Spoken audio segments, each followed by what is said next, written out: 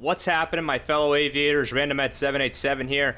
So, a few weeks ago, PMDG released their Boeing 777-300ER. And yes, I know a bit late on this. A lot of people have gotten their reviews up already, especially people who are very familiar with 777s that are actual airline pilots and fly those planes. That's not me. So, I'm going to be reviewing this plane a little bit more from a casual standpoint, but also remember, I do consider myself a hardcore simmer. I prefer to be as realistic as possible with practically almost no assists. But if you do see me doing something wrong or I'm not flying the plane correctly, don't get too triggered because, you know, like I said, I'm not an expert on this stuff. So I'm going to be reviewing this a little bit more casually than a lot of other simmers might review this product. Like, is it as close to the 777 as it gets or something like that? I personally can't even tell you that because I never flown a 777 and I don't think I ever will. So with that being said, let's go ahead and jump right into the review. Okay, we'll first start off with the level of detail, and this is something that PMDG is widely known for. I guess you could say in a way they're the A2A when it comes to Boeing jets, and you guys know how I feel about A2A simulations. In my opinion, nobody even comes close to them in the general aviation area. So, you kind of know where I'm coming from here. So, both inside and outside, this plane is gorgeous. I mean, just doing the walk-arounds and everything. And now, I haven't really done a walk-around with this thing, but apparently there's like these... granted, I'm going to get this wrong, but you can correct me. There's these little brake type things on the landing gear that you gotta check, and if it doesn't look right, it could actually affect how your brakes work. And I think I might have blown the brakes out on one of my previous flights because they just weren't working after I landed.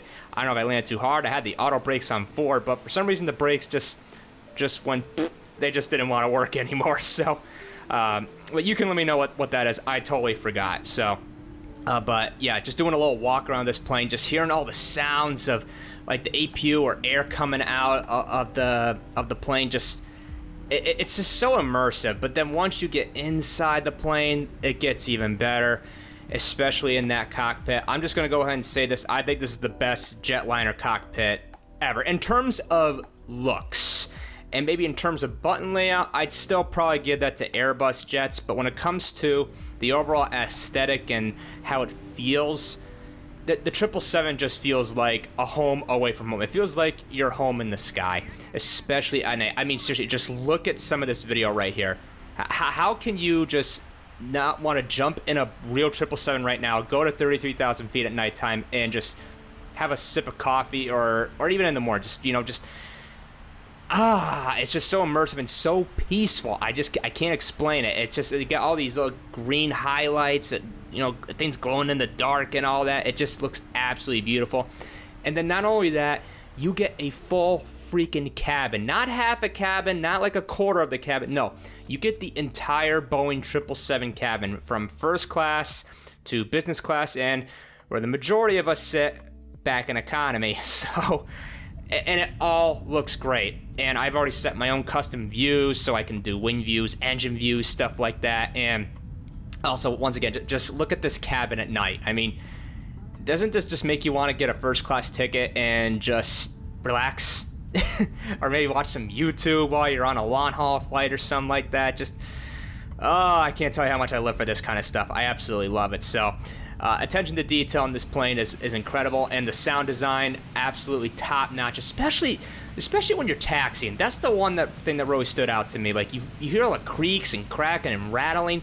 You really feel like you are hauling this bad boy. Like you feel like you are taxiing something big here. And 777, it ain't no small fry. Let me tell you, especially those engines, those gorgeous, iconic, beautiful 777 engines.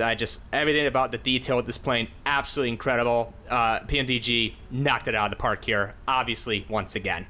Now let's move on to what I think is easily the best feature of this airplane, in my opinion, is a game changer for Flight Simulator and needs to either be a feature of some kind in 2024, FS 2024, or just all long-haul jets. Heck, I'll say even lawn jets or just every type of aircraft.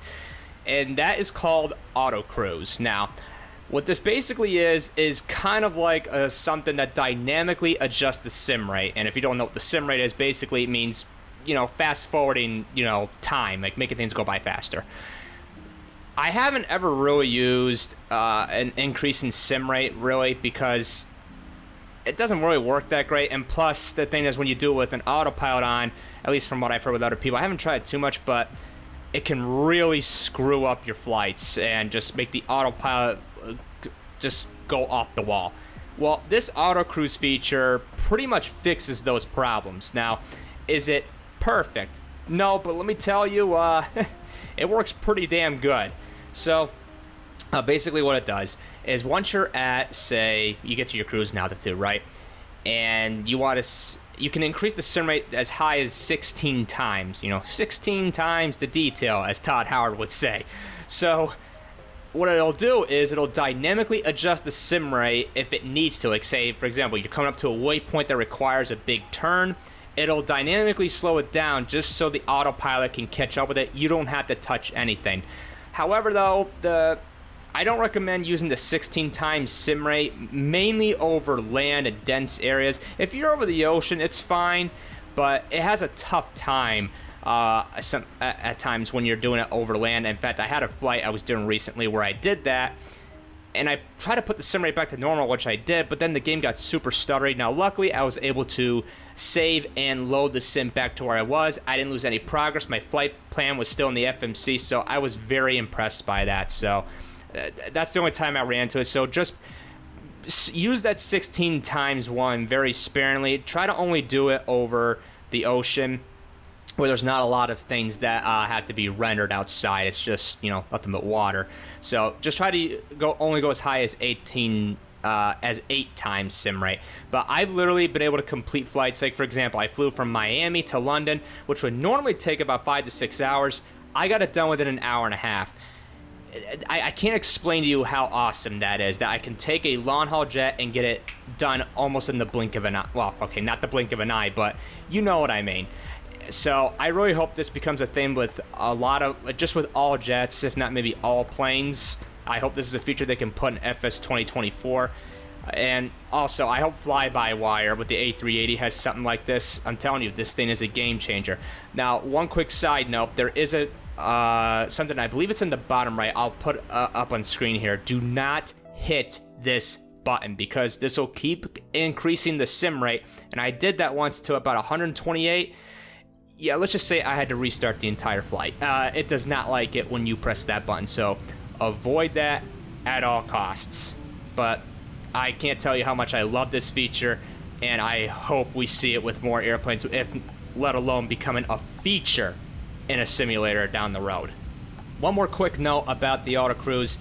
It's not going to equate to your logbook the way you think it is. So if you do a 6-hour flight but try to finish it within about an hour and a half like I did, it's gonna show up as an hour and a half. So if you want to do a 6-hour flight, you gotta actually do it for 6 hours. And that may be disappointing to some people, but personally, I don't really care about my logbook and Flight Simulator all that much. But just thought I'd throw that in there. And before I reach my conclusion on whether I believe this is something that you should purchase, let's just talk about really the only problem I have with this airplane, and that's performance. It's a bit of a mixed bag. So I'll just go ahead and say the only time the performance is pretty bad is when I'm at really large and dense airports. There's some decent-sized airports I can be at and it performs okay, but if I'm at somewhere like, say, Kennedy International, I'm averaging in the 20s. But the good thing is I can take off fine. It doesn't hurt my flying at all, and landing at airports has not been any trouble. But it's just being at those dense airports where the frame rate just really takes a nosedive. And I have a pretty decent PC. It's not high-end, but it is pretty decent. These are my specs. I'll just put them up on the screen here. This is what I have. So a bit disappointed that it kind of performs less than I would like it to. But hopefully with FS 2024, we can get some performance improvements with this. I would really love to see that. But overall, it's not really enough for me to say, like, oh, I hate this plane, boycott it, or something like that. No, it's just kind of a pet peeve that I have.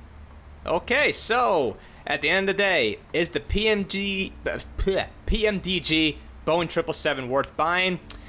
Well, that depends who you are. So if you're a hardcore simmer like me who also really loves jets and airliners, I mean, you're going to be right at home here. This is a steal. It is a bit pricey, but I got to admit the pricing for this is pretty clever. It's $77.73. Very clever there, PMDG. I would just give you money for that alone. So now, if you're still say a hardcore simmer, but you don't really care for jets all that much, this isn't going to change your mind, because there's a lot of tedium that goes in this. Sometimes it takes a lot of time to learn and take care of. You got to give this plane a little bit of TLC. Now, this one might be obvious. If you're a casual simmer and you just like to hop in and go, you are not going to like this at all. So I just recommend sticking with some of the more default aircraft. And look, I'm not knocking on anybody who's a more casual simmer. I'm just trying to help you with your purchase. This just isn't going to be for you. This is a very hardcore airplane that requires a lot of time and care. I mean, you could technically, take it off just by setting it on the runway and it'll do it automatically, but there's still a lot to this airplane. It's not a real takeoff, get in and take off type of airplane like you get with the default A320neo or something like that in Flight Simulator. This isn't that type of plane. It requires a lot of love and care. So anyways, guys, that's my thoughts on it. I now want to know from you. Do you have the Boeing 777 from PMDG? And what are the things you love about it, or maybe don't like about it? I'd love to know all those thoughts in the comments below. And until next time, guys, I'll catch you in the next video. Happy flying.